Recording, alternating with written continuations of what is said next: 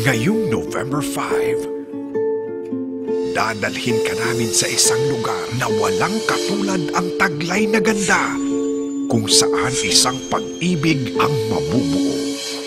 Inihahandog ng Precious Hearts Romances ang pinakabagong kwento na aabangan mo sa hapon, Paraiso.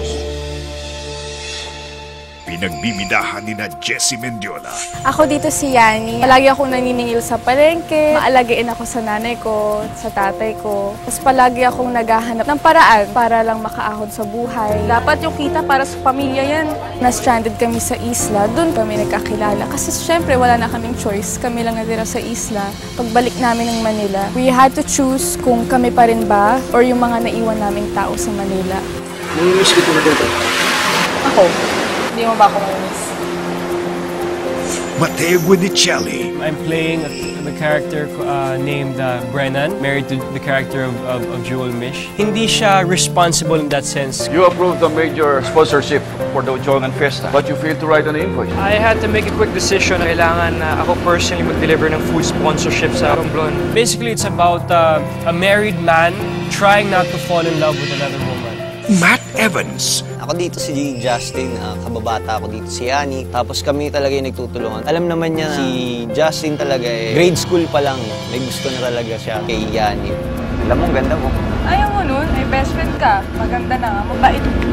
Best friend na pa talaga. Jewel Mish. Megan is a successful hotelier and a wife to Mateo's character. Married couple, and then magkakaroon ng trial kasi may mamimit yung husband ko.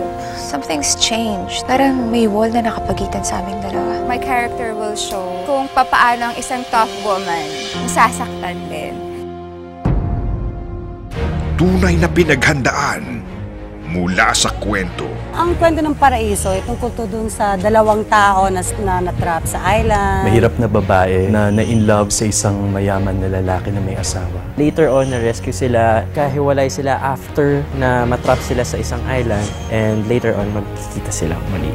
Kaya napili yung Isla Santuario kasi yung material mismo, ito yung talaga yung pinaka-brand essence ng Precious Hearts Romances. It's about the transformational journey of two people to love. Mas in-enhance pa ng team para mas pagandahin at mas maging relatable sa mga manonood.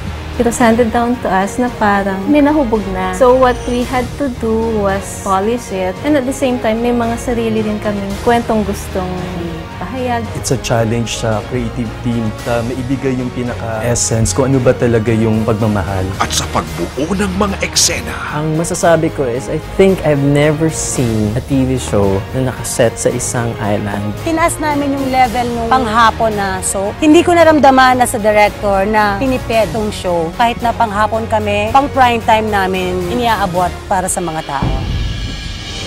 Mapapaibig ka sa bawat sandali. Yung tambalan ni na Mateo at Jessie, kaabang-abang niya. And at the same time, ini-inspire din kaming mga writers para magandahan pa yung kwento. First day ko pa lang, naramdaman ko, may magic sila together. Personally, kinikilig ako pag nakikita ko sila.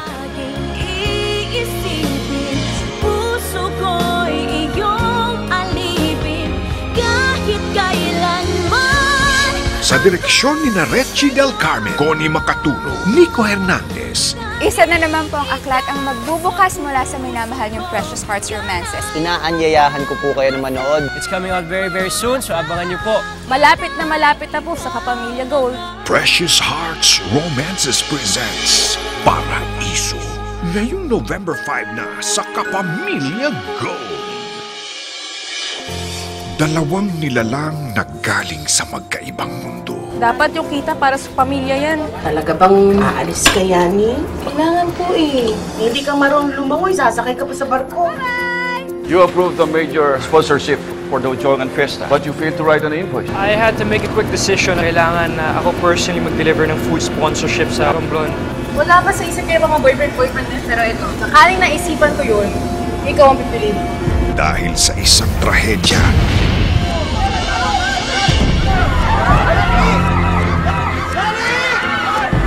Sumabog ang ferry na sinasakyan nila papuntang Romblon.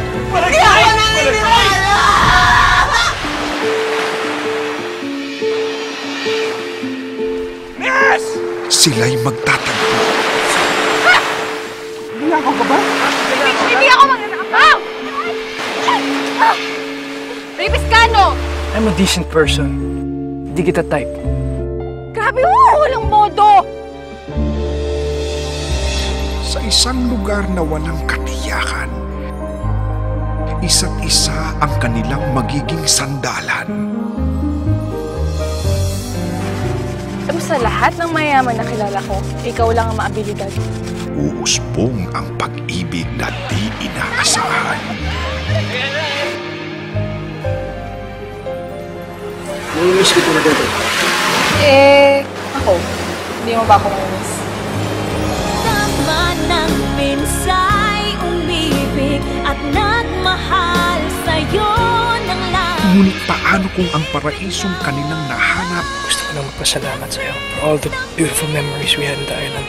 ay panandalian lamang? Brennan! Salamat sa Diyos, Mike. Dahil silang dalawa nakatali na sa iba. Ngayong Nobyembre, isang kwento ang magpapakita na para sa isang taong nagmamahal, walang tama o mali. Pinagbibidahan nila Matteo Guinicelli, Matt Evans, Jewel Mish at Jessie Mendiola. Sa isla, matatagpuan ba ang hinahanap na paraiso?